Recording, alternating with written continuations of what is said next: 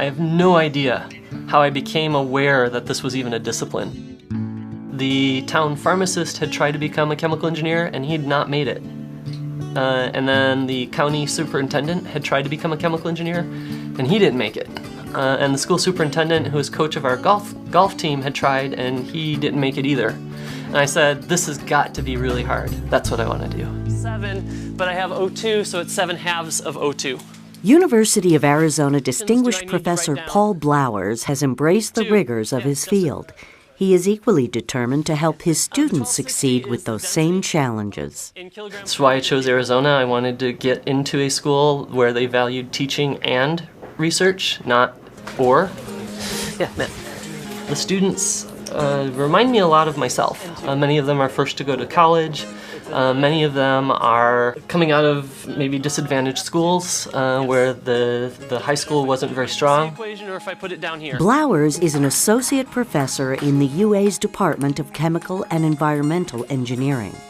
As a computational scientist and educator, he's always looking for new ways to engage students in and out of the classroom. Do I use conversions when I'm figuring out percent excess? Take a minute and argue about it with someone near you.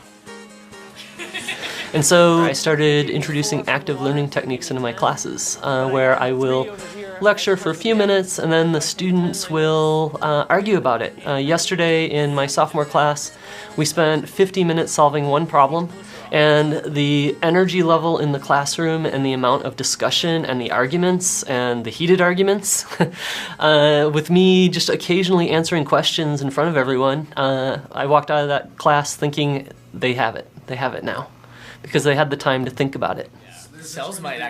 Blowers teaches by example, encouraging his students to explore every aspect of a problem. Just earlier today, Max was sitting here and Sam was sitting there, and Max asked a question. I said, that is a really good question, and I have no idea what the answer is. And I said, you need to go find some more papers and we will figure out what the next step is. I don't know. I want to see liquid extraction. And I think when a student can see us do that, instead of always seeing us in the classroom, where we always know the answer because we've worked it out before we went to class, they're given a lot more power. And then they get to learn these tools of research. A bit of information on how to calculate minimum salt. He takes as much time as they need and always seems to have enough time for each kid.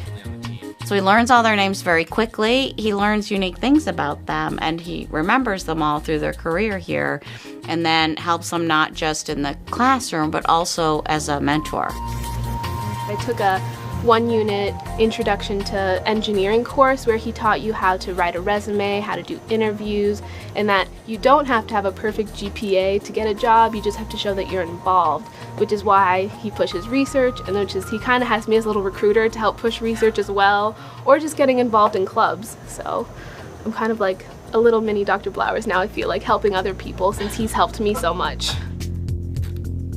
Blowers is known internationally. He was the first to apply computational chemistry to predict the environmental impact of many chemicals and their effect on global warming.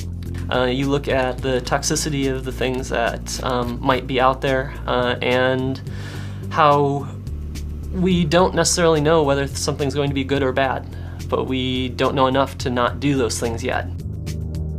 Paul Blowers grew up on the edge of a small town in northern Michigan.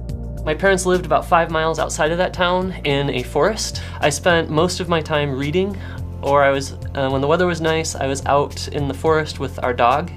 I would just go out there and walk everywhere or cross-country ski if it was winter. I loved being outdoors and I loved the quiet. He also takes his role as a good citizen of the Earth seriously. One of my research areas is life cycle assessment. It's categorizing the environmental sustainability of different technology choices. And if you look at my lifestyle, I try to be pretty environmental. 2 weekends ago I did a spaghetti marinara made completely in the solar oven. I bike to work, and when I don't bike, I'm walking. Recently I just went 3 weeks without getting into any motorized vehicle. Above all, Blowers loves the balance of student contact, teaching, research, and the mix of work and family life that he finds here at the university. When my son was about 1 to 3 years old and not quite verbal yet, I actually lectured with him in a chest carrier. I'd be in front of 100 students at the front of the lecture hall, and Max would just be hanging there. And I had to stop. The one day I turned around and I said, "Are there any questions?" And Max goes, "Blah, blah, blah."